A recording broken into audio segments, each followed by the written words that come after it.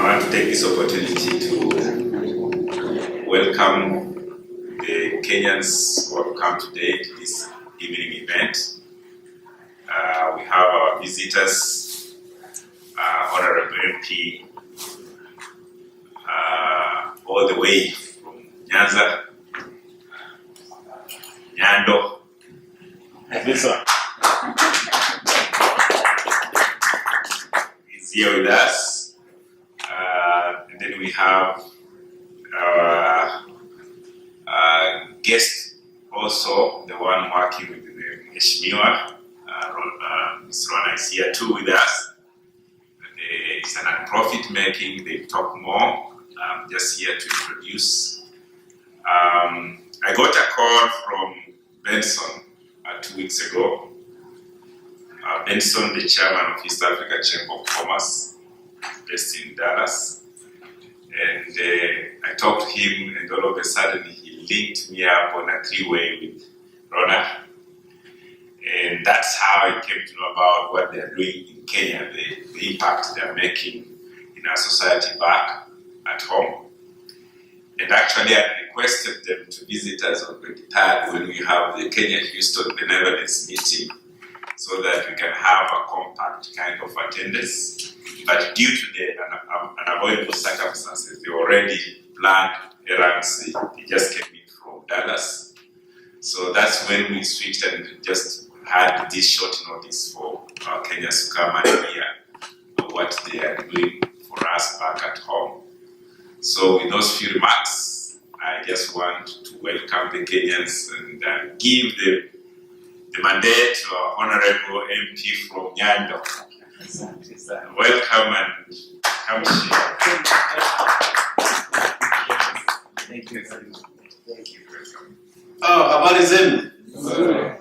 Firstly, let me apologize for the lateness. The Kenyanness in me caused the delay. And until you come to the United States, you don't really appreciate how important time is.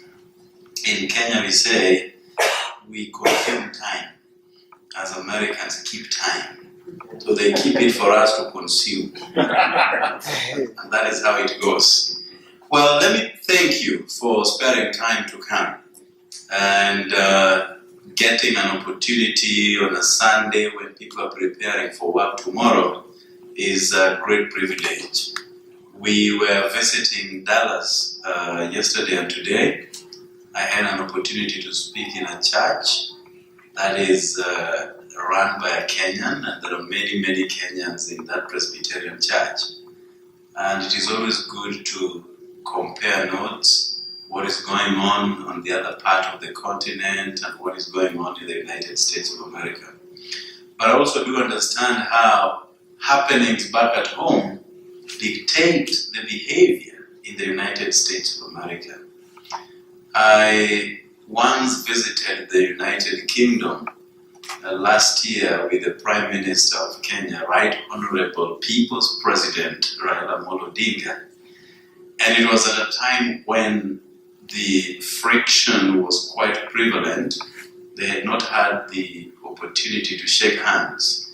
And I realized how diaspora can be more fierce than people at home on political matters. So I know how the happenings there at home inform your behavior here in America. But it is for a common good of all of us. When things don't go good, you have a reason to question, and you have a reason to be angry, and you have a reason to punch holes where necessary. So it is important that things are made right in Kenya so that they can be right here with you, because you are very important stakeholders on the happenings back there at home. I equally understand how you always wish to have the right leadership for my country, Kenya.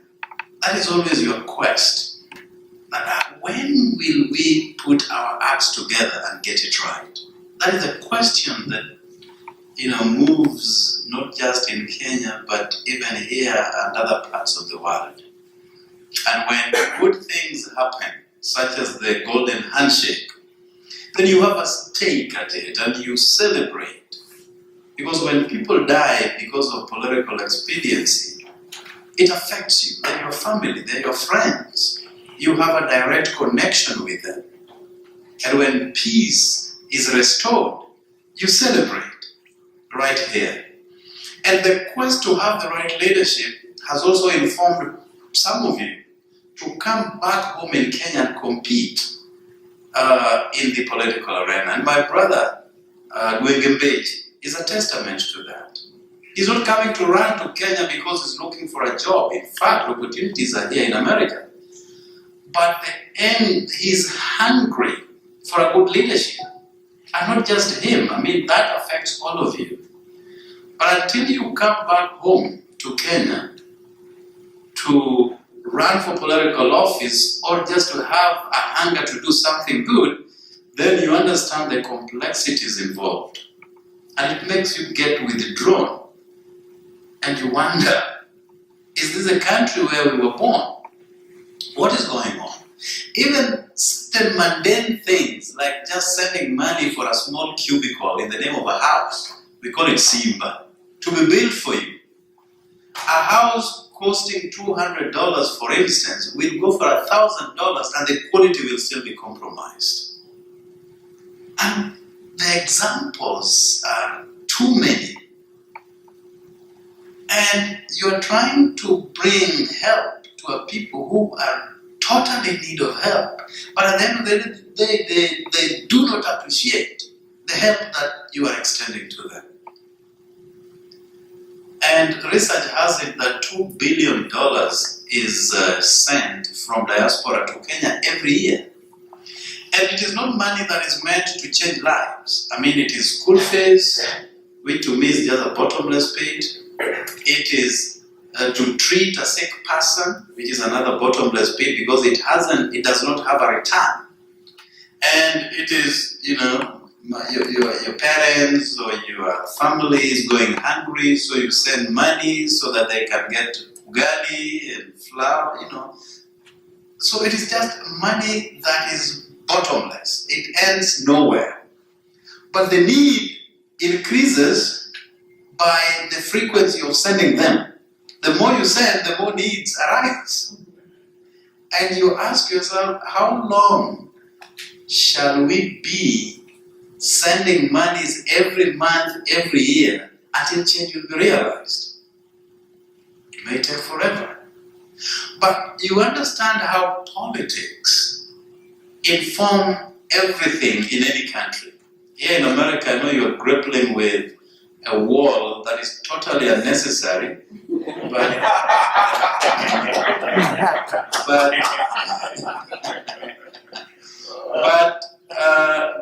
an emergency, a state of emergency must be declared to circumvent the right process for 1.5 billion to be gotten to build a 30-foot wall separating a human being from another human being. Totally uncalled for. But it has to be done because that is what is political. That is what politics inform. So basically, politics play an integral part of any society and informs everything. Time is long gone when we had people like Henry Okulu, Bishop Alexander Muge, Ndingi Mwananseki, people who could call sin by its rightful name. People who perpetuated good regardless. So the church had a responsibility of instilling and infusing discipline in the managerial affairs of our country. Today, things have turned around, and not just in Kenya, even here in the United States, where the government is now controlling churches and telling them what to do. And our bishops have coiled their tails and saying we have to follow the law, as if a government's pronouncement is law. So we ask ourselves, who will then speak for us? If the church has, a common term used in Kenya, gone to bed with the government, the civil society has been muzzled and they don't have a voice. the politicians, including myself, as soon as we assume the office and the trappings that come with it, we forget that we were sent to go and represent the people's agenda. And the core functions of a member of parliament or a member of the Senate is to represent the people's interest. But once we get there, immediately we begin to represent our own interests. That's why we talk about salary increment every electioneering year, as if we didn't know how much a member of parliament should earn before we got into office.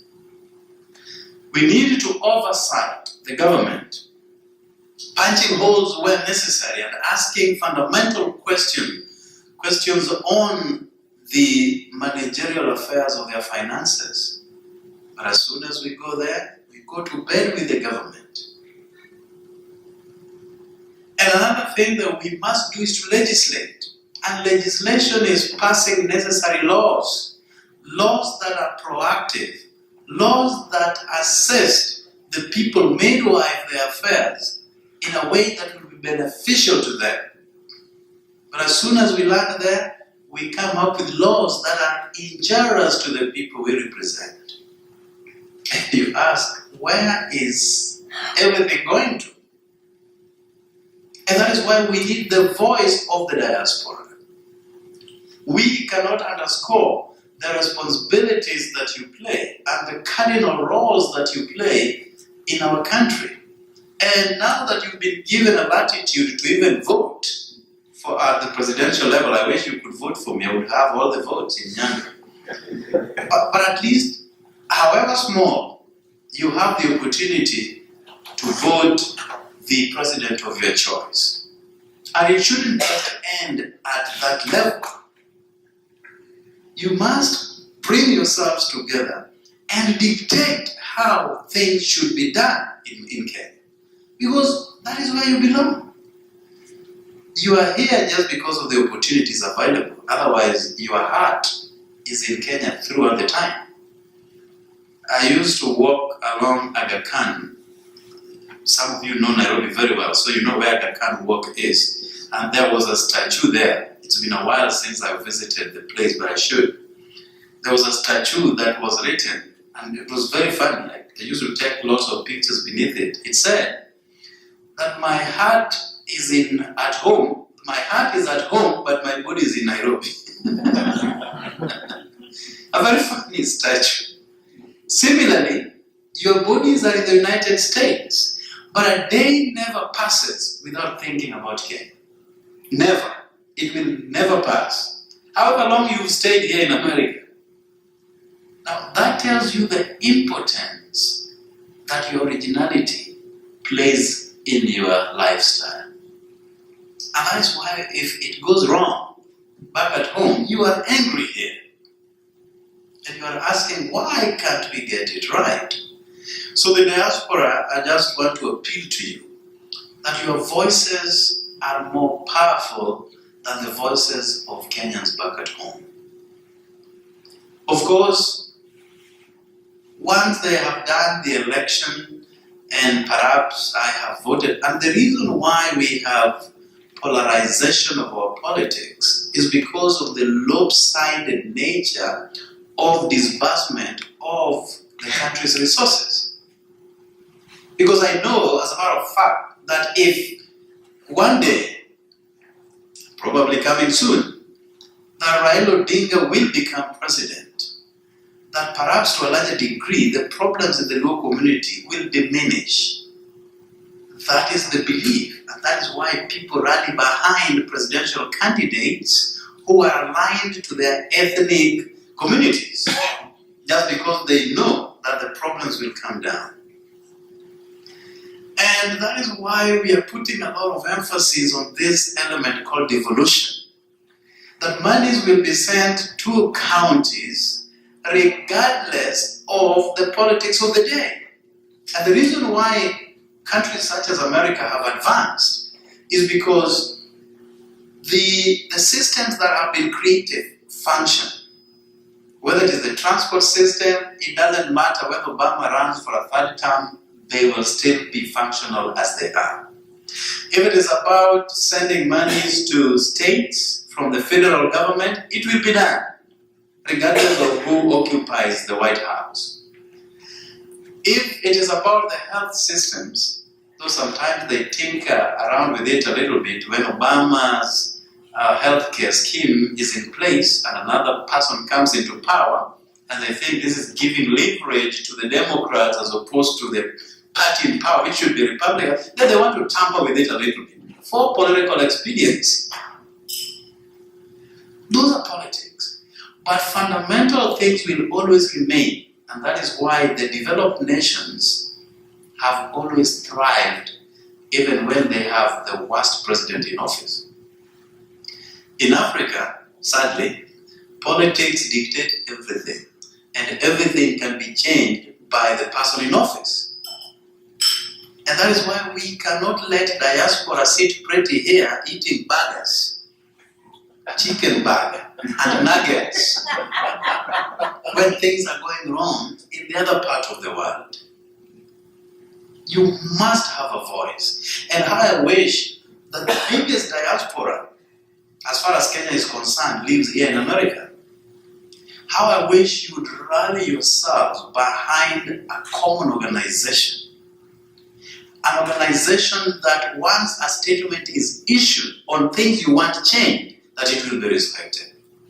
But you are so fragmented. I mean, it's stratified. Somebody is in Illinois, doing his own things. Another one is in Dallas or in Houston or in San Antonio or in North Carolina, in New Jersey. It's so disintegrated that you don't have a voice to speak for you.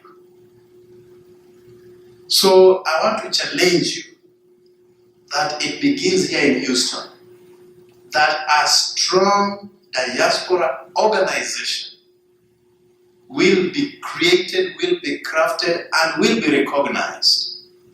That when you speak, just like in the olden days, when the church spoke, the government trembled. Today, when the government speaks, the church trembles.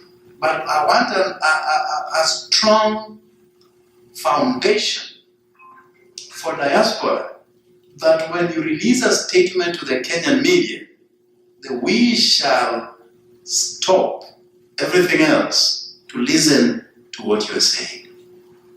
That is the only way that you are going to help us move governance in a way that is desirable to our people. And please, my friend Agwenge Mbete, who is also my neighbor in the village, it can be done. Yes. And I'm saying so because the church has negated its roles. I'm saying so because the civil society, the non-governmental organizations have been swallowed. And politicians have gone to bed with the government of the day. Perhaps excluding myself.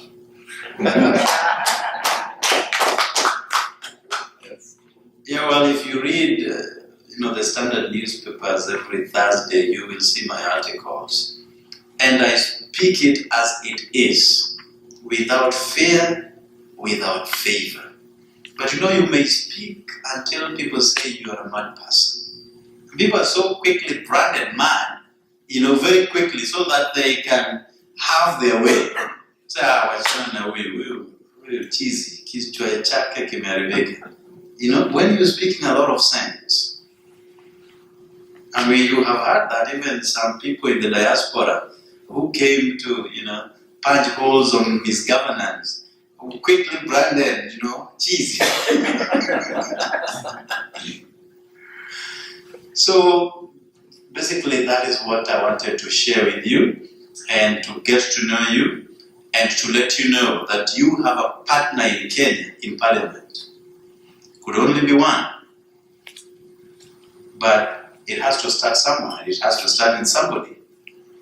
If diaspora has a piece of legislation that they want changed, I want you to know that I will midwife your proposals to make it into a law.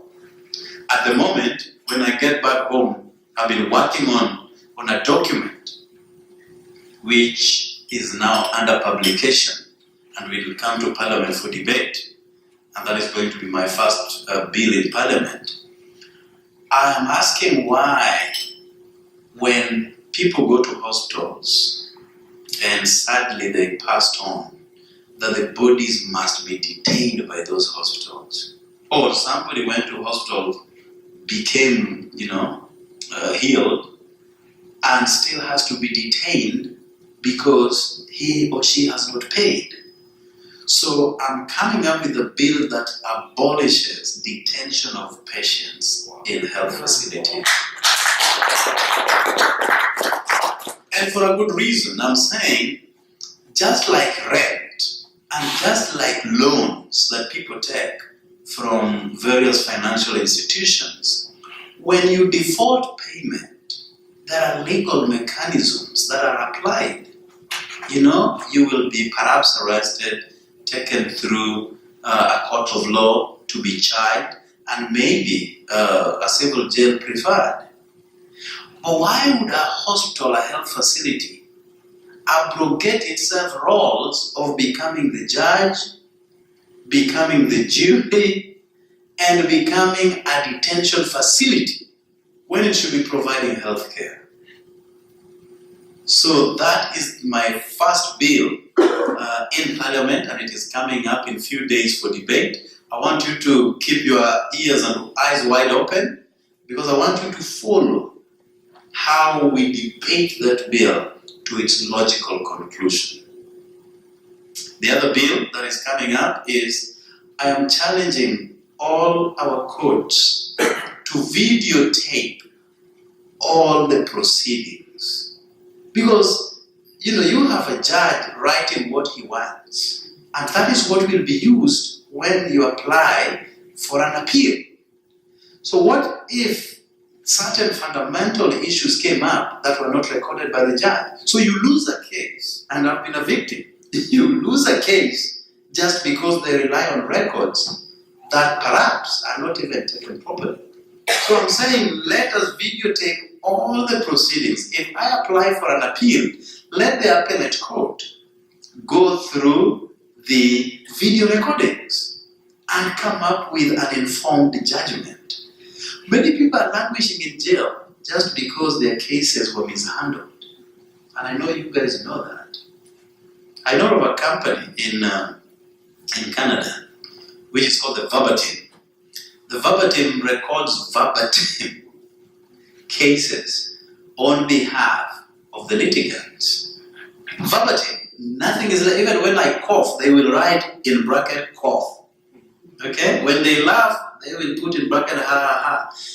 Everything is properly captured so that people are not subjected to inhumane treatment or injustices meted on them just because somebody tampered with the process. So, and many other things that I'm not going to share today. But let me tell you, I have a mind, I have a vision. I would want things done differently in the Republic of Kenya. But my ambition will stop at the MP's position. I'm not going beyond that. So let me not be mistaken. Okay? But at my little position, I would want to change a few things where necessary. Finally, before I invite my sister Rona Jordan, Rona is a friend of Kenya. Today we were struggling whether to give her a Meru name, a Kikuyu name, a Luo name, a lawyer. Maybe you got a job here today. Because she's been in Kenya more times. She spends her time in Kenya more than here in the US.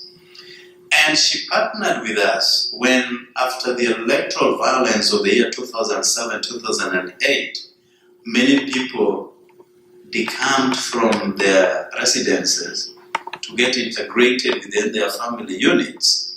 And you definitely know what happened. They overstretched the existing family structures.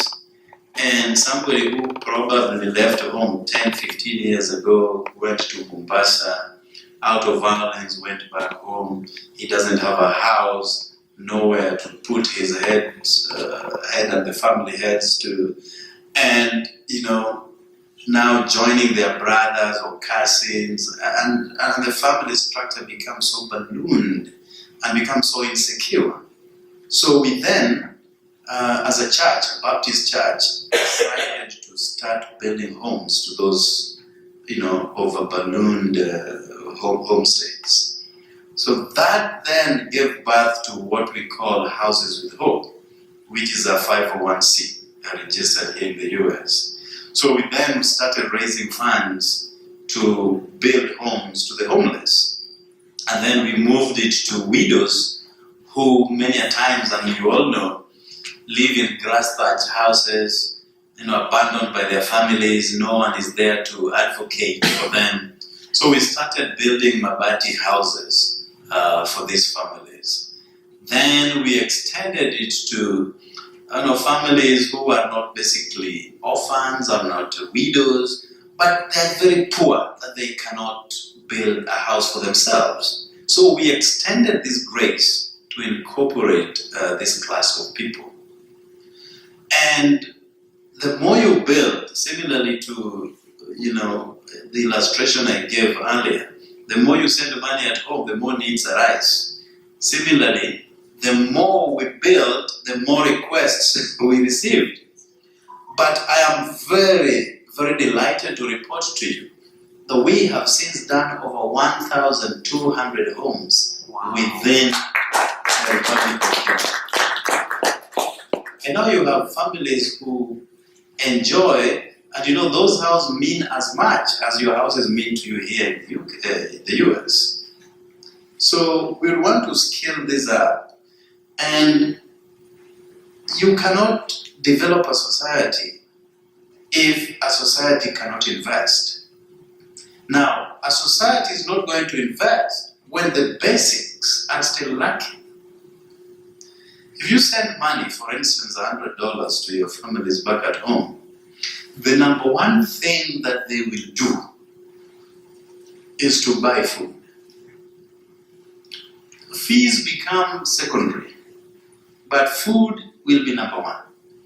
Now, if somebody cannot afford food, they don't have a house, they do not have education, that is a family that can never invest. And in the absence of investment, a society cannot grow. So that is why we are saying, why can't we help the lowly, the meek, at least have a roof on their heads, so that the headache of getting food becomes secondary to them. And that is why we came up with this housing scheme, and we are still doing it. And at a cost of $400, we can provide a roof and a decent one as such on the heads of a family. Wow. So what we do is to challenge the family to give us materials for the walls. And by that I mean the posts and the rafters that hold the mud together. And we get them 25 mabatis, we get them a bag of nails, we get them a fundi to help build the home, and we also get them the timber for the roof. Now, it is a partnership. What we also want to discourage is giving everybody 100% of their needs. Then they will never appreciate. So they have to go through the pains of looking for posts and fetal, and So you have to challenge them to do something. Then they appreciate the houses that they get. At the moment, again, we are doing a lot of campaigns for boreholes in Kisumu County, but predominantly within Nyando, where I represent.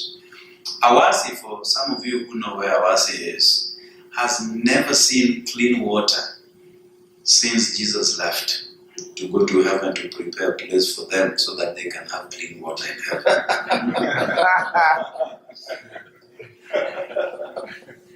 And they rely on River Nyando, which is about 9 kilometers away. And during drought I mean the time when even the ponds, apida, all their apidas are dry, they have to travel 9 kilometers to River Nyando to get water, carrying it on their heads. and bring to the family. And you know, the African culture is made that a woman would bring water to the whole family, including to men, to bathe and to cook. So you can imagine the number of trips that our women make from Awasi to go get water. Now in America, it would be different. Men would go for water as women stay at home. And when they come back with water, they will tend for the children. I've been in America not too long, but there are certain things that are very good. The one thing that is not very good is the delineation of roles and privileges. In terms of privileges, in America, the child is number one. Now, number two is a dog. It is very sad. A dog is number one. I've got a brother of mine who says if reincarnation is true, then in the next life you'd want to be an American dog. And number three is now the woman, the wife. And number four, sadly, is us. And even the police will treat you in that order. If there will be trouble, the child will take precedent, the dog will follow, and these are policemen, not policewomen, policemen dealing with me in that order. And then I will come a distant fourth. So we are raising awareness and campaigns to at least provide 2 boreholes within our region.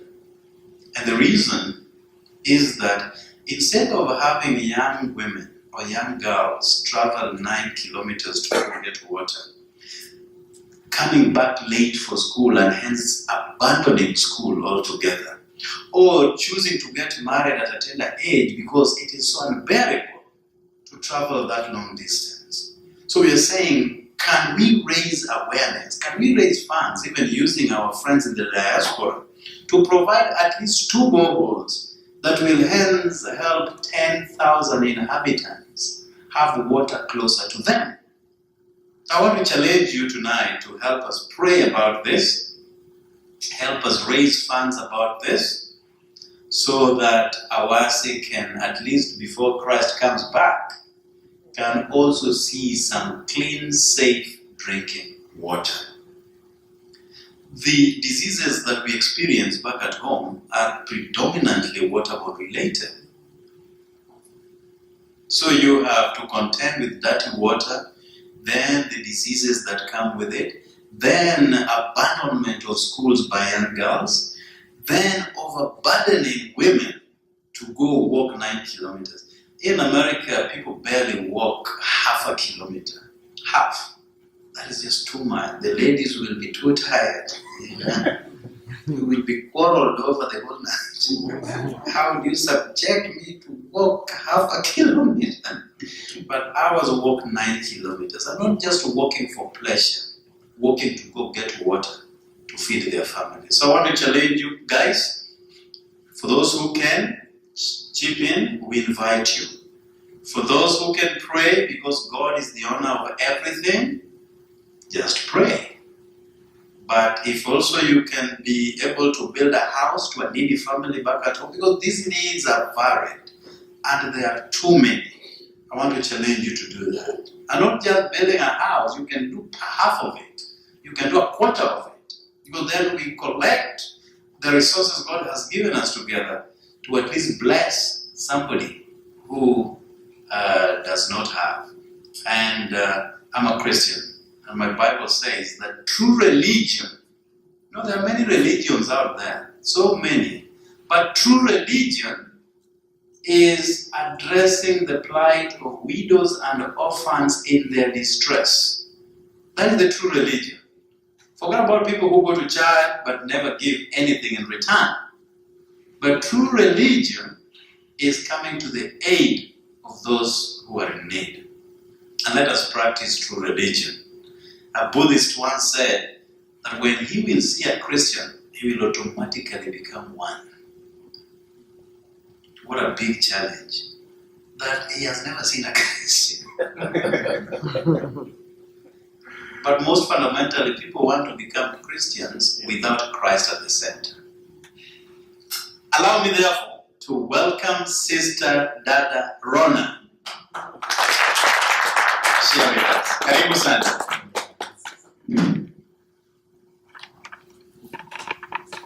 Karibu.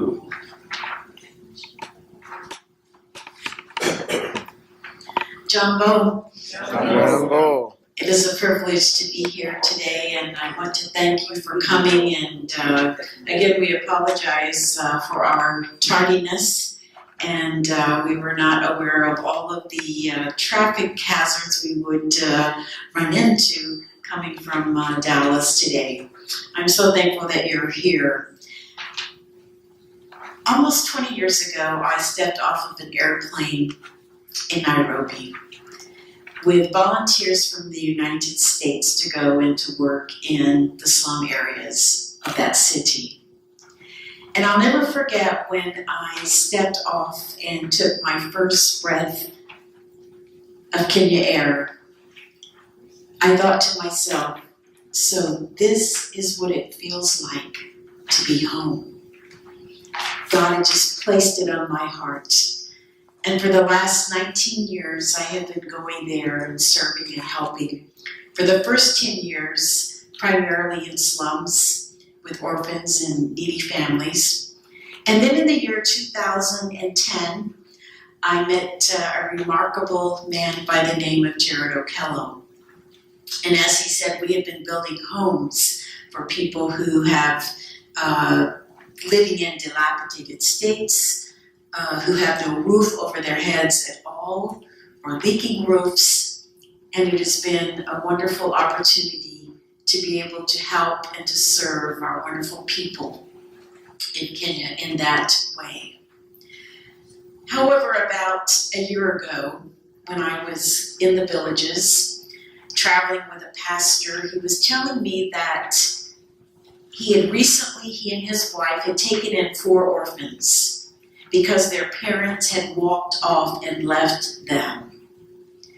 And as I inquired about that, he told me something that just was like a knife going into my heart. And he said that people walk off and leave their children many times because they cannot bear the thought of watching them to starve to death. And it was that moment I knew that we had to do something more than build these people homes, because the people in these homes were starving to death. They were having to make this horrible choice: do I watch my children starve to death, or do I walk off? These people that we were building homes for didn't have enough to eat. They didn't have clean water. They didn't have money for school fees. And if they got something even as small as a mosquito bite, many of them would die. And so together with the Honorable Jared Okello, we began to look at, as a start, the community, the constituency of Nyando, and what we could do to address these causes. What was the root cause? Why were people not having enough to eat? Why were they suffering? And it came down to one main thing, and that is water. Because if we have water in Kenya, as you know, it's a long growing season, 10 months, lots of sun. But we don't have water in times of drought. And then we have floods in many areas, which destroy the crops that have been planted. So we began to look at water. And it is not an easy thing to fix. A $400 house for Americans is a pretty easy thing to do for most people. Most Americans can afford to give $400 or $200 at least, or at a very minimum, $100 for a home. It's a much bigger thing to try to go into a community or throughout Kenya and to solve this water issue. But we have to. We have to. Because that is at the root of the problem. And as the Honorable said, every month, the diaspora, 3 million strong around the world, every year give $2 billion going back home for things like food and school fees and medical treatments. And it comes back to water.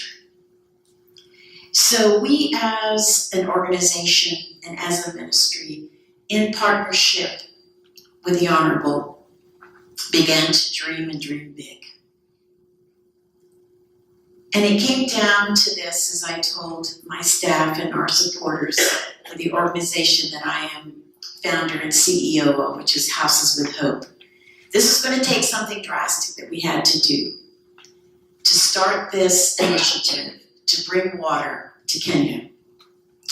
And as you know, as Jared mentioned, and many of you have done this, or your mothers have done this, or your grandmothers, your sisters, and that is these people, these women, these children, every day put on the jerry can on their head or on their back, and they walk for miles and miles and miles every day to bring water to their families. So I decided to do something drastic. And in October of this year, I put a jerry can on my back, and I started in New York City.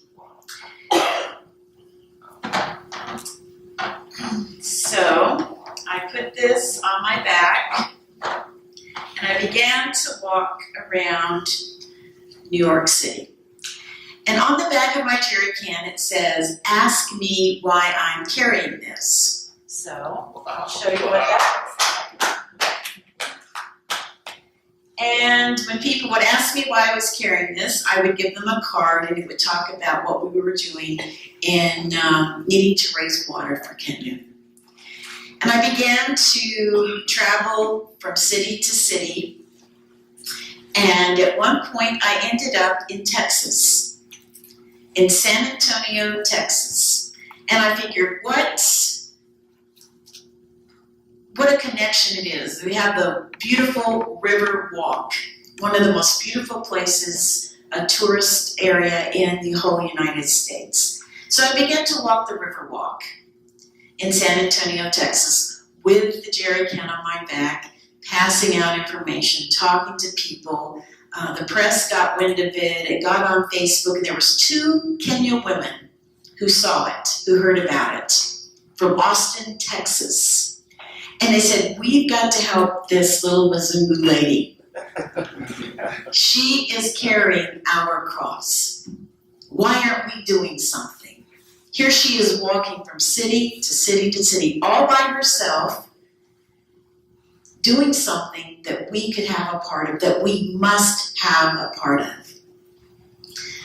So I met with these women, and the next thing I knew, we were in Dallas, Texas, in a room such as this, with 30, 40, 50 of the most influential people of the Kenyan diaspora in the United States, in particular in Texas, in Dallas.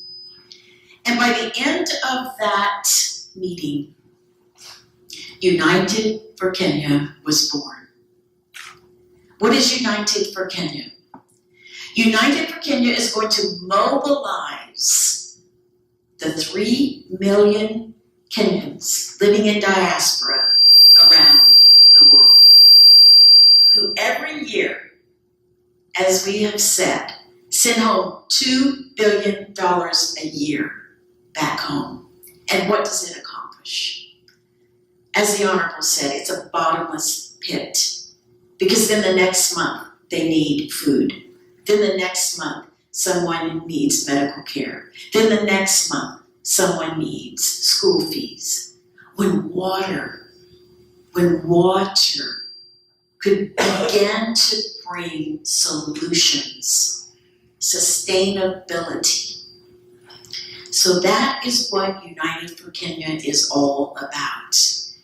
We are mobilizing this huge army of people in the United States, around the world, and Mzungus, citizens of the United States who are also very concerned about what goes on in Africa, about what goes on in Kenya. And this is a huge army. And with only, listen to this, 5% of that $2 billion, we could do this. This is possible. This is doable. But we need your help. On March the 9th, Saturday, March the 9th, we are going to kick off United for Kenya in Dallas, Texas. So I hope that you will look for that information and make that trip up to Dallas, Texas on December 9th. And we will be getting out that information to, March 9th, 2019. That's coming up very quickly. We hope that you will be a part of that. And also, somewhere between the months of May to July, in Dallas, Texas, the President of the Republic of Kenya and the former Prime Minister, the People's President, Raila Odinga, are going to be at a kickoff for United for Kenya. And it is going to go out to the world. We are witnessing a miracle. This is something that would not have even happened a few months ago. But by God's provision and by God's direction, He brought the President and the Prime Minister together with a golden handshake. And He brought you here today. And He put Jared Okello in office. And He impressed a Mzungu woman to strap a jerry can on her back and go across the United States and bring us to a point in history, which is a defining point in history. Let me tell you why. It is not just going to change Kenya. Can you imagine Kenya with water? That's our dream, isn't it? It's going to happen. Can you imagine Kenya with water? What it's going to do? Kenya with water is going to then be the leader of the continent of Africa. We have everything in Kenya. We have resources. We have sun. We have the most remarkable, intelligent people in the world. And now, two of our leaders are coming together, and they are very serious about tackling corruption. Do you see what God is doing? At a point in history, bringing all of this together, bringing all of these opportunities together. And here's what's going to happen. We are going to bring water to Kenya, to every 47 county. We're going to start with Nyando. And we're going to do a comprehensive plan that's going to solve that situation, that water problem in Nyando. And then it's going to be a prototype for all of us to use to go to the other counties and the other areas of Kenya. And within a not too long of a time, Kenya's going to have water. And we're already hearing from other countries saying, would you help us to do the same thing in our country? Tanzania, Uganda, and on and on and on I can go. And then what's going to happen? Then it's going to spread throughout Africa. And then people in third world countries in Latin America, different places in Asia, are going to say, how did you do it? They're going to look at this and they're going to say, we united the diaspora, and this is how we did it. And I truly believe, as crazy as it might sound, this United for Kenya could actually be used of God to bring water to the world.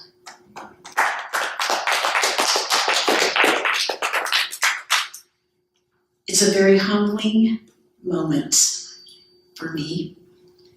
It's a very humbling moment for the Honorable. It's a very humbling moment for you all who are in this room. And you know, God never uses a big amount of people, or necessarily people with a lot of money or a lot of influence. You can look throughout the Bible, and He chooses the most unlikely people.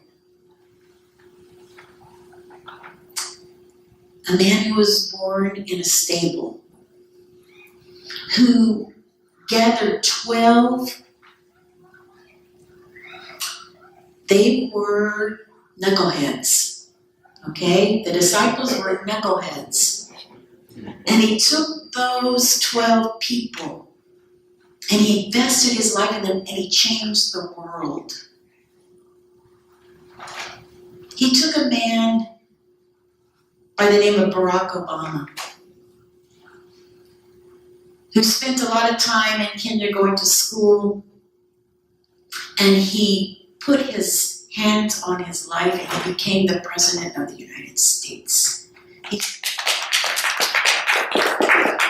He doesn't use people normally that have a lot of power and a lot of money and influence. He uses people like you and people like me who are just willing to be available and to be used. And to give us a dream that with His help, we know it is possible. I can see it in my mind. I can see it in my heart. And I am so very, very encouraged as we share the vision of United for Kenya, how it is touching you all, and you are getting involved, and you are joining hands with us to do something that is literally going to change the world.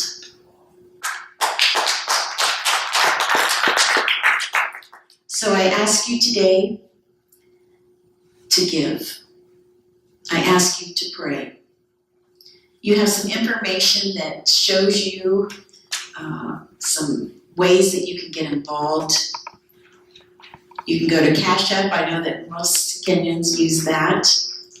And we also have some information there. If you wanted to send a check or go to our website, houseswithhope.org, you can also give there. We have 22 families right now in Kenya who desperately need a home. 22. And without a home, coming up to the rainy season, they will likely get very sick or even perish because they don't have a warm place to lay their head at nights.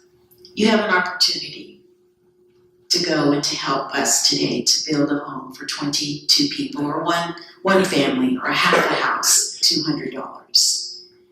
You also have an opportunity to give to 2 very, very vital water projects that are desperately needed in Western Kenya. Number 3, you have an opportunity to help launch with your financial gifts and your prayers United for Kenya around the world.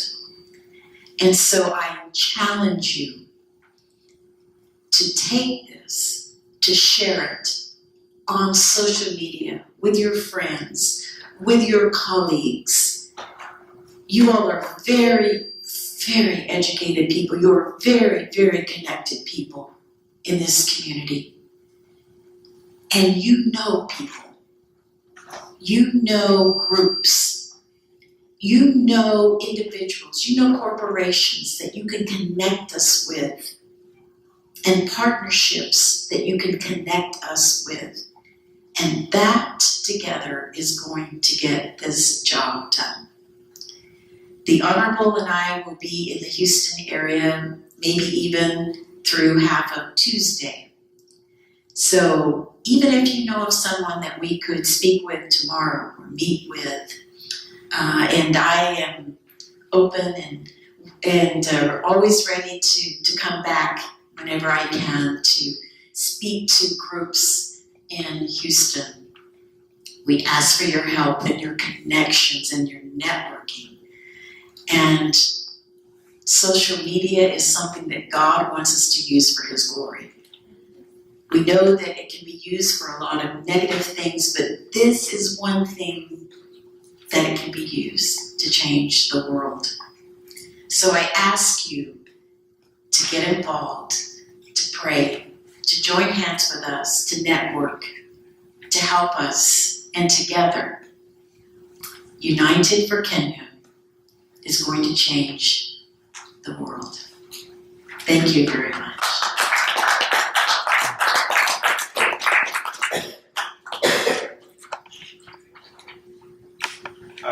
Okay, thanks. Thank you, Rona Jordan, CEO, founder of Houses of Hope. Thanks a lot to Honorable Julius Okelo, Jared Okelo, for the information you have shared with us. And it was just like I started saying, it was a short notice and we couldn't get as many Kenyans as we wished to. And just like Rona said, the number doesn't count. Yeah.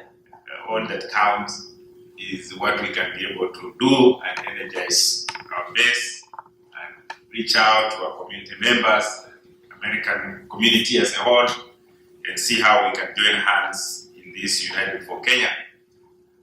At the same time, I just have a challenge that maybe the same audience will feel with me, a clarification that I'd like Honorable Jared to put on your things to do.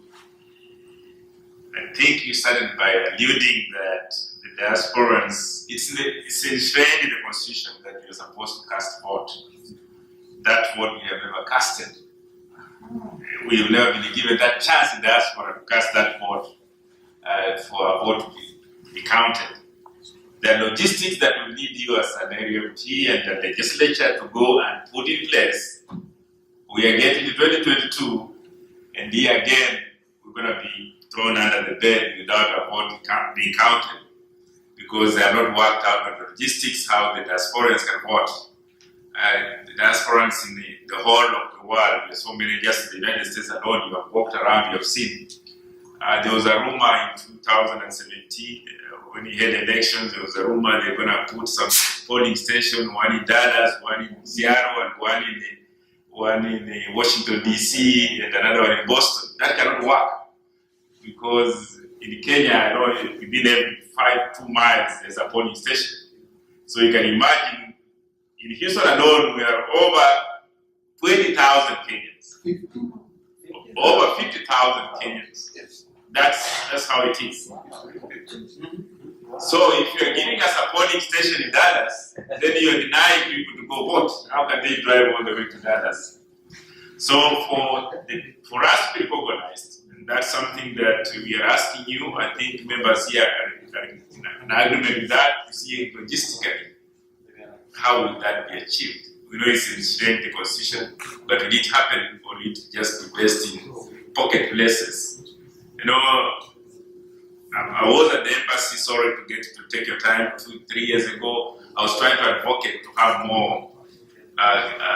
In fact, there's a debate they have asked to get an embassy kind of office for Kenya in Dallas. Is the working? But there is always a rumor that Dallas has more Kenyans than Houston. It's not that way. Is that the way? It's not true. Kenyans in Houston are more than Kenyans in Dallas. By far. It's only because of the way you are saying that we go to bed with the government in place. That's what happens here too. Whoever is in charge of the president is there, and we have pockets here in Houston, in Dallas, they make some noise, and they think that they are the ones who are the majority. So the challenge we have actually is not only that, but it's how we can cast our vote. And time is running out. 2022 will be here, and majority of us will not even vote again. So if you can put that on the list so that we can be able to make a decision in Kenya on who becomes our president, that will be fine. And we also told, I think, there's a referendum coming up this year. Yeah. If that referendum can also be based on diasporans, how can diasporans be put into play in the next election? Because we control the economy of Kenya. The money we send there has surpassed what tourism used to bring to Kenya. So if we can also have a say in that referendum that is coming up, I'm happy you're already legislating on that. And when it comes up, we'll put that listed. That being said, that's the only thing I needed to ask you. I hope I'll give the audience, if they have any question for our visitors, please, you can come, you can stand up and ask a question for either Honorable Okello to answer, or our guest CEO Ronald Jordan to answer, as far as the United for Kenya is concerned, or the houses with the hope is concerned. Thank you very much, and thank you for listening, and I hope after that we'll do necessary public paper, we'll spread the gospel, and they're here on Tuesday. If anybody has any links, we can share information. I know we are few here, we'll form a committee and see how we can also reach out to various people who are not here. Just like I said, it's a Sunday, it was a short notice. And the way I urged you, I wish you could stay and have a platform this Saturday when we have Kenyans in Houston meeting, having an AGM, which of course so far we have over 100 people who have decided to attend. That would have been a platform again to share information with other Kenyans that will attend. That being said, please, if you have any question, you're more than welcome to ask, and the visitors are ready for you. Thanks. Yes. Yes, sir. Thank you, founder, Ms. Jordan, for coming here and giving us that light. To me, I think you are the angel to Kenya. On behalf of that, my family, we will build one house for you. I will donate to help your fund ongoing. Thank you. Thank you for what you do. And then number 2, Honorable MP. I'm glad to meet you. You really spoke eloquently. But being a member of parliament is good too. We have seen what happened in 2007 and then the next election. Now, if you go back and you can put a motion, it might not work. This is just my idea. If you go back, see if you can pass it in parliament that the president can only serve one term, not 10 years. That's my question to you. Okay.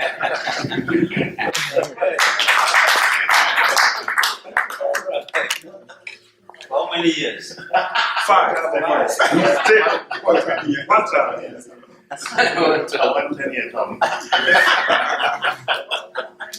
Okay, anybody else with a question or right? Thank you very much, everyone. Thank you, Ms. Raula and the Honorable MP. I'm Isaac Olima from Kisumu Town East. So I'm the neighbor of the. I like the diagnosis, and I think we need some very good asking questions. Why until we go to the issue of what has been the main reason why we have challenges.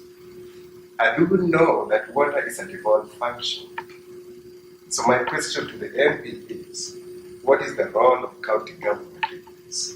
And are we putting enough pressure to the county government to really do that, since we already know what the issue is? I think devolution is becoming a disappointing process in our counties, especially in Nyanza. So since we've identified what this issue really is, what we need to focus on, what can we do, and how can we support you in that way?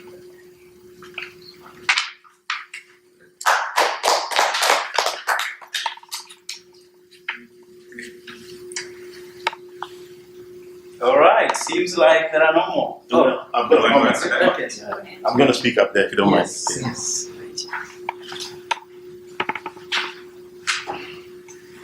Well, Gubi, thank you for this chance to say one or two things. Personally, I don't have any questions. I just wanted to make some comments. I want to start by commending our guests right here, Ms. Ronnie Jordan, for your initiative that you put together to help us. Really, when you spoke, it touched my heart because the issues that you brought up are real issues. The Honorable ND and my friend, Namajaya Kello,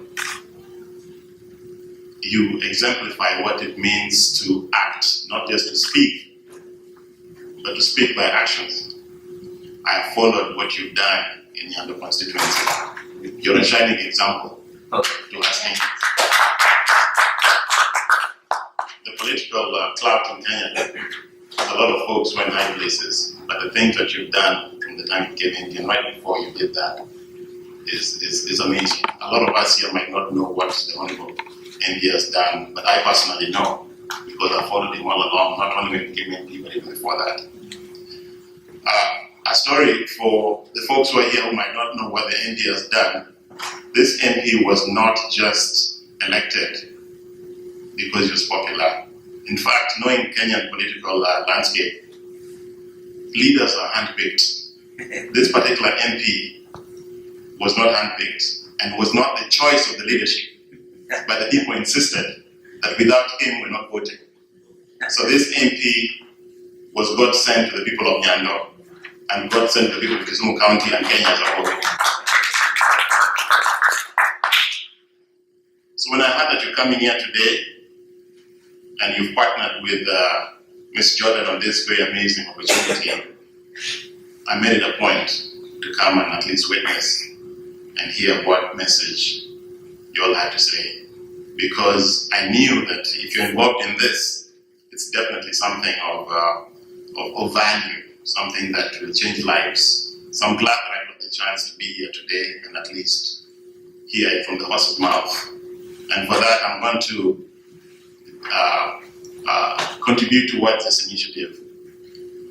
With that said, unfortunately, like Wanamugubi said, the notice was kind of short for us. We are more than what you just see. If we knew that this was happening, you might have seen a full house and even a lot more people than you see today. But like you said, Ms. Jordan, that it's not the number of people that will make a difference, but the quality of people, just like it said in the Bible when our Lord picked just a handful of people to bring change that we now see.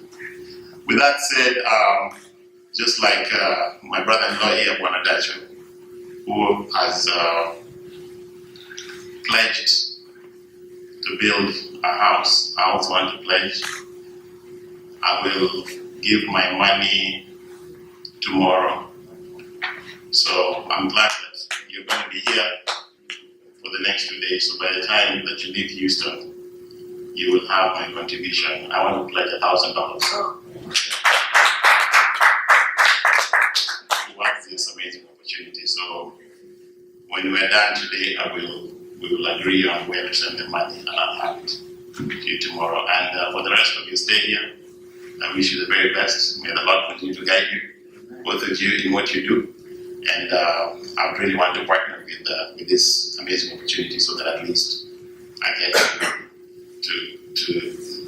to witness it and to witness the dream that you have, the vision that you have for this organization for Kenya.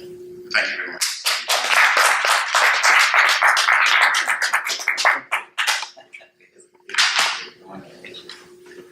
Any question? There are two. Okay, come on. Please. Carol. Good evening, everyone. Good evening. So my name is Caroline, and I want to speak from a healthcare provider point of view. Your Honorable Jared, I would like to applaud you to the to abolish the enslavement of the patients. But from my point of view, I think saving lives is more important. If possible, is it possible for you to think about proposing a bill so that when patients go seek emergency medical attention in the hospitals, they can be attended to and not be left like we've seen cases in one whereby women in labor go to the hospital and because they don't have any form of payment or lack of payment, the women just die at the doorstep instead of being attended to.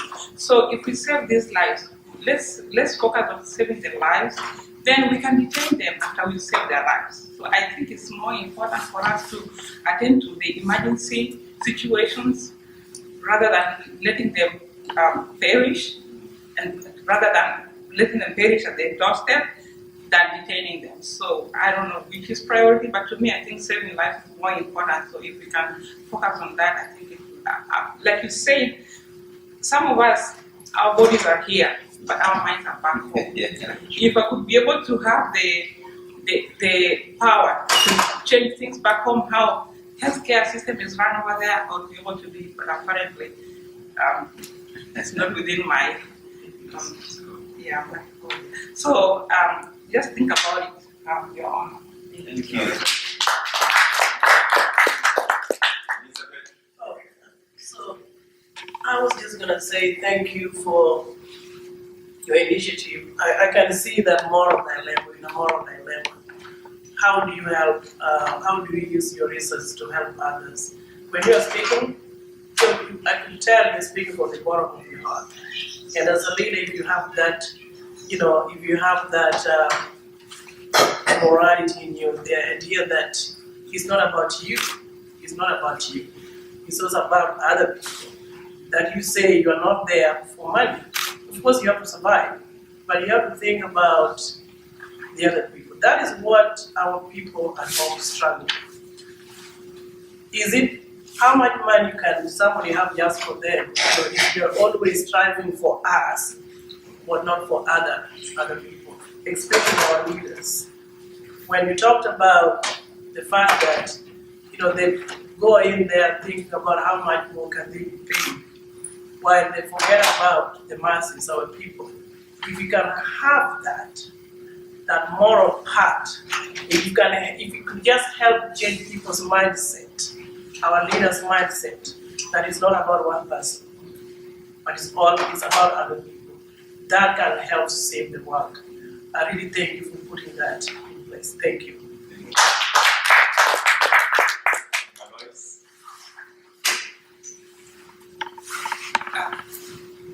What I'm going to say is that, first of all, thank you so much for this forum, to come and talk to us and give us a perspective on what's going on in Kenya. For me, the poverty we have in Kenya is created. It was created by our politicians. Because when we were growing up, we had these organizations, Kenya Farmers Association, Kenya Cooperative Creameries, Kenya Meat Commission, Kenya Tea Development Authority, Kenya Coffee Growers.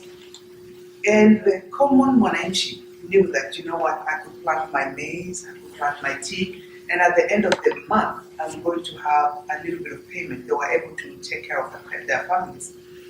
We cannot keep on giving people fish. We need to teach them how to fish, and they'll be able to take care of themselves. Other than that, besides that, just like you said, it becomes a bottomless pit. You can pump all the millions that you want into that economy, but as long as the people don't know how to take care of themselves, they'll never be able to pull themselves out of that poverty. So for me, as a Kenyan, I would like to see those opportunities brought back to where the common person can go, have their milk, have their chicken, have their eggs, go to the market, take it to the organization that, will sell it to other people on a grand scale. Rather than, you go to the market, they have their produce, they don't have anybody to sell it to. The people can't afford it either. That's mine. Thank you so much. Yes, but Barak. Thank you, Bwana Mkubi.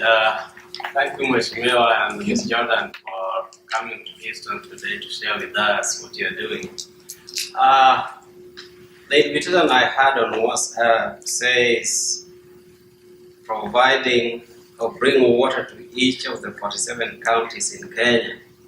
And I believe you have talked about how this thing is going to be done, but I'm wondering the measure that will be used to bring this water, this borehole to these counties. Will it be based on the population? Will it be based on the need or the drought situation in particular counties? How will this be done? Thank you. Very good question. We are going to form an advisory council of people from every tribe, every major tribe and region in Kenya. And those are the things that they are going to be responsible to do. And that is, we are going to come up with a plan for each region, and each of those people will have a representative. And that council will be able to come up with answering those questions. Where is the need first? Which area are we going to go to? What are the needs in central Kenya are different than the needs in western Kenya? And that's why we're going to have an advisory council to help us to figure out all of those things. Now, having said that, we're going to start out with two things. Number one, the pilot program is going to be done in Nyando so that we can have a prototype to follow, then to use for the rest of the counties. At the same time, number two, we are going to go to every county where there is someone like the Honorable and say, if you could do one project, what would it be? And in the Honorable's case, it is water for Awasi. So immediately, as funds are available, we will do a project in every single county as soon as possible. Number two, we're going to go and work at guttering all of the schools, because that's a relatively easy thing to do and something that will bring some relief to most areas. So right off the bat, as the funds are available, we will be doing the prototype, the pilot program in Nyando, at the same time going to all of the different counties and at least starting with one very, very vital, crucial project. And then from there, something that will be relatively easy for us to do, and that's to start guttering schools, water harvesting, tanks at the schools, so that we can help meet some of those needs as well. Very good questions, and something that our people and our advisory board will be working out all the details of. And please be assured that our organization, Houses with Hope, United for Kenya is an initiative of Houses with Hope. We have very strict oversight of our organization, as do all 501c3s in the United States. And we will have on the website our financials for United for Kenya, so that you can be assured that every penny, every dollar, every shilling, you know where that is going. And I want to invite you all to think about being on that advisory council, because you are the type of people that we need to help represent this effort, so that we are sure that it is equitable, that it runs properly, and we have to do it right, and we're committed to doing it right. We absolutely will not stop until we get this done, until it is done efficiently and in a way that is going to benefit every single Kenyan. So thank you for your questions, and we very much appreciate you having a part in this, giving us insight, and possibly bringing us people that we need and people to be on the advisory board so that we can absolutely do the best job that we can, be equitable, and be sure that the funds go where they're supposed to go and do what they're supposed to do. One of the great things about United for Kenya is we are circumventing the government. Because we know what happens when they get funds. So we're going around them to the people. United for Kenya is a movement of people that are going to rise up and they're going to have their voice heard. And I believe there's going to come a time when the government is going to say, we better check with the diaspora. We better be sure that we're doing what United for Kenya has said they're going to do. That we will become a voice so strong, because you can't stop the people. You cannot stop the power of the people rising up. Government cannot do it. Corruption cannot do it. And that is what we're going to do. We're going to unite the people. And it's going to be a ground swelling of a movement that the government will shake in their boots if they get into our way. Thankfully, so far, they are wanting to join hands with us. They are wanting to cooperate with us. And we do need them. We do need them because, let's say, for instance, we go to an area and we have trouble getting a permit or something of that nature. Or we don't want them to be our enemies or they can stop us from doing what God has called us to do. So we know it is very important for them to come alongside us. But as the Honorable has shared with me in private conversations, once they see this going on, once they see these projects happening, the county governments will want to come on board. The national government will want to come on board. And I think that that was a question that was given earlier. Yes, the county governments have money. There's CDF funds for things like water and roads and hospitals and clinics. Yes, there is. But it's going into the pockets of politicians. And so that is why, as we began this project, and they began to see, yes, these people are serious. Yes, the money is going for these projects.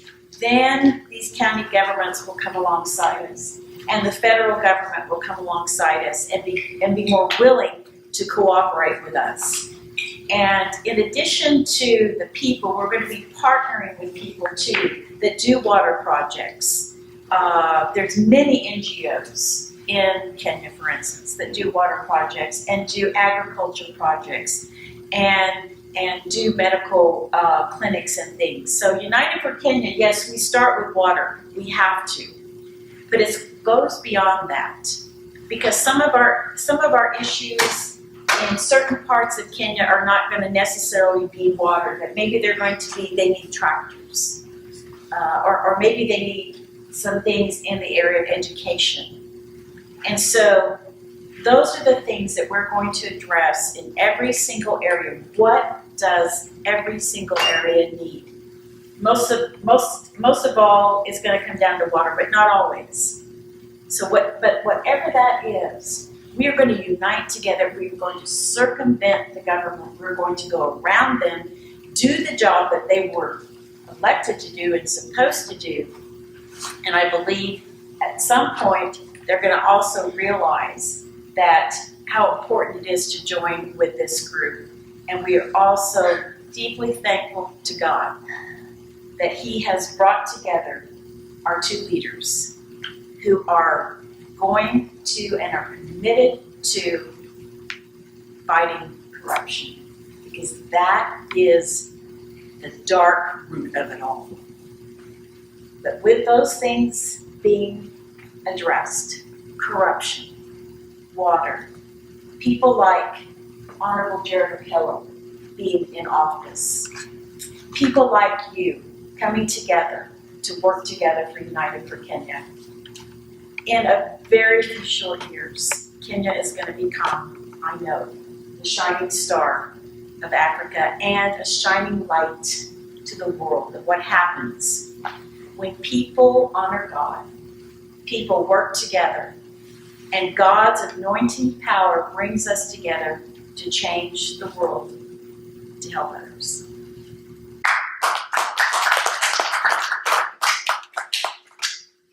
Very good. I think so far so very good. Just a few questions that have remained unattended. It is true that there is a grim picture painted on the county governments, and they tend to have recurrent expenditure more than the development expenditure. And one of the reasons they quickly rise to is that they assumed the former municipal council employees and the liabilities that came with them, and that therefore suppresses their budgetary allocations for development.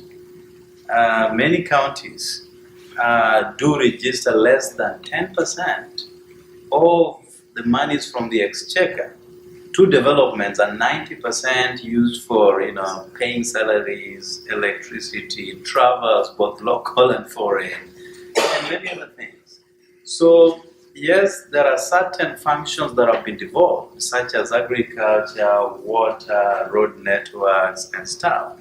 But at the end of the day, they have lots of their monies allocated going to things that do not actually change the common person's life.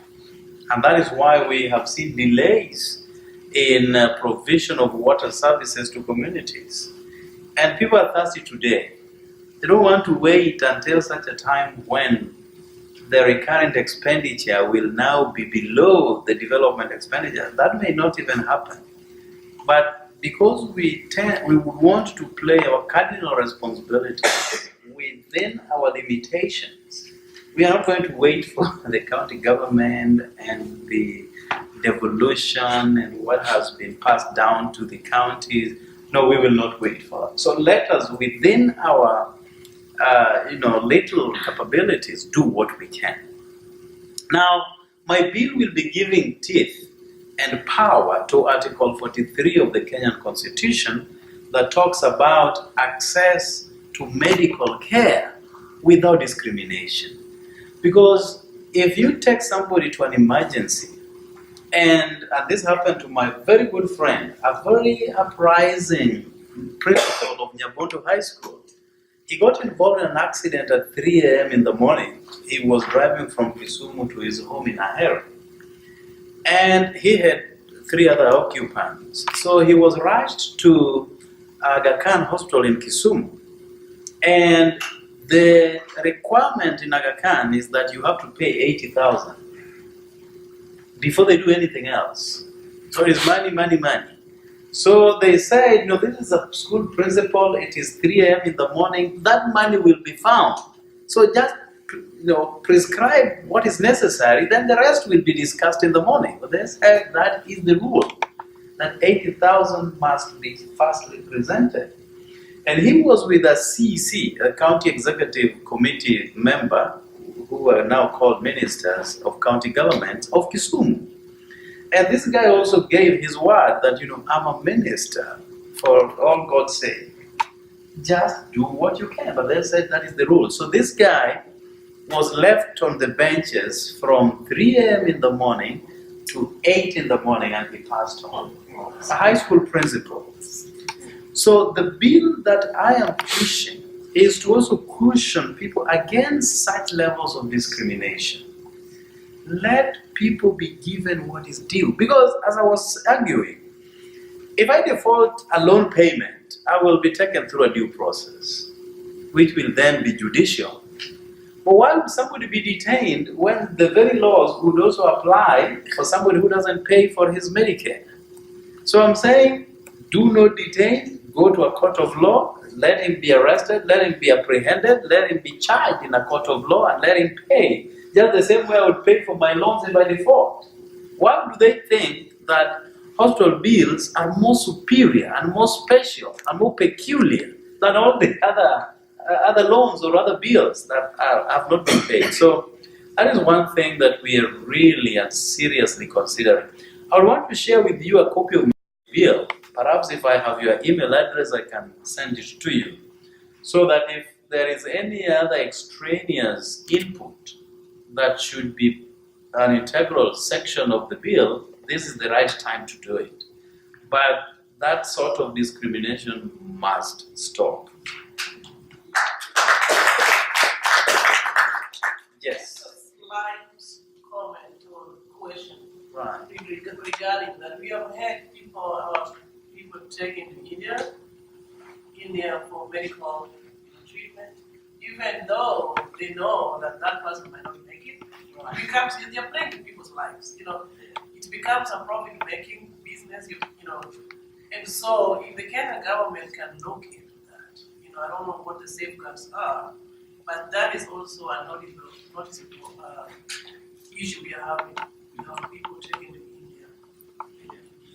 Oh, many people now travel to India because of cancer attention. They claim that India has good services. But county government of Kisumu is working closely with Duke University. Last year, October, the Prime Minister, Raila Odinga, and myself went to Duke University, and we signed an agreement that they will be establishing a cancer center in Kisumu. And I want to believe these are one of the prestigious institutions that pay a lot of credence to research on issues cancer.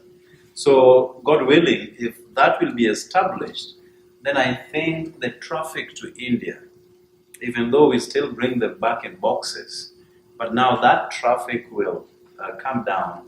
So Kisumu will be actually the hub of East Africa in terms of cancer. And that also comes with the other economic tidings. So Kisumu will take a rapid flight towards economic progress. Before I forget, there is a proposal which will form part of the discussions with the BBI, the Building Bridges Initiative, to midwife it into a referendum, that President will serve for a 7-year non-renewable term. 7, 5 maybe too little. But we say, let them serve for 7 years, then go, and we discuss with the new people. The travesty would always come when you have a president of new people to fight for this position. Yeah. And then the death may also come down because you have the security forces not knowing very well who to defend his win or his lose or loss at that particular point in time. So 7-year non-renewable term. I hope it passes because it will answer a lot of our questions. Thank you. Thank you very much. Yes. Just a house checking. If you came in driving and they didn't give you a sticker to enable you have some fair charges when you get out of the garage, please see me before you leave. I think I've seen some members who have just walked up maybe there in the lobby. Other than that, If there's any food left, take some home. yeah, I was gonna say there's so many Take snacks some with you. outside there. You can eat, help yourself, and carry some for kids at home, or kids can get some from here.